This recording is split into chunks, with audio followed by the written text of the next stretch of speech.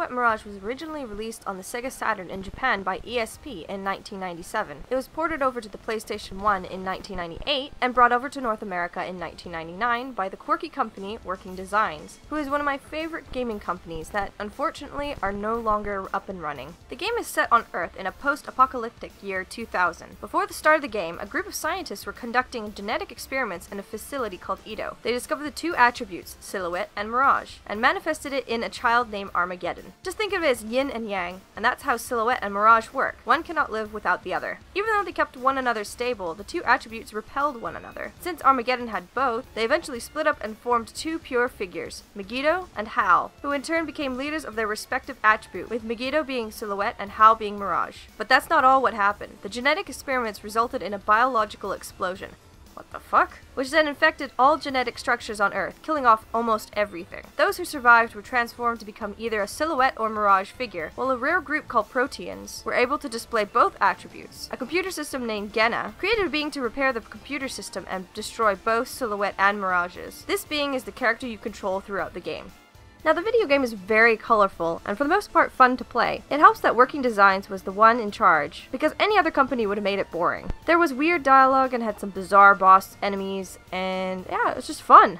The only thing preventing me from going back and playing it is the difficulty level that Working Designs was responsible for. I'm serious. The company mentions it in their translation notes that they made the game more difficult and new weapons way more expensive, which frustrated the hell out of me. You also had a limited number of continues, so you had to be good and not screw up so much. The game is that of a platformer, where you go through levels, fighting little baddies along the way, until you reach the end where you fight the boss. Along the way you can buy new powers at the shop. Your default power is shooting little fireballs at enemies, and you can upgrade these and have a spread shot or a beam if you can afford it. The game is simple up until that point. The character you control has both attributes, like mentioned before, Silhouette and Mirage, but the powers change depending on what direction you're facing. As you can see, the character's design is divided into red and blue. Now, if you shoot Silhouette monsters with the same power, it won't hurt them and will actually drain a spirit meter at the top of the screen, which is basically your weapon ammo. But if you attack them with the opposite, it will hurt them and you will gain back some spirit. Another thing is that if you get hit by the same color monster, you lose spirit, but if it's the opposite color, you lose life from your life meter. It's a confusing game, I know, and in the heat of battle, facing the right way and shooting in the right direction gets a bit frustrating. There's a way to switch the colors on the main character, so that one direction isn't always associated with one attribute, but it still gets annoying when you have to switch over and over. With the difficulty ramped up, the weapons are more expensive,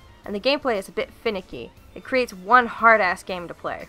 The music is nothing too exciting, but the voice acting is what makes the game more lovable and interesting. The first boss in the game is a punk rocker lizard with an Australian accent, and the boss after that is a samurai with a stereotypical English-Japanese accent, which is quite amusing. There's also a giant fish cat thing with a human-like head that has really annoying lines. You just don't know what to expect from this game. If you're looking for a game to complete just for bragging rights because it's so difficult and you never play it ever again after that, this is the perfect game for you, and no one has probably ever heard of it, so you can be a right ass about talking about an unknown game that was tough as fuck.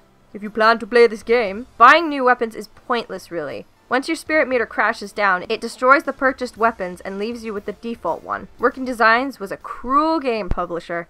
Enjoy!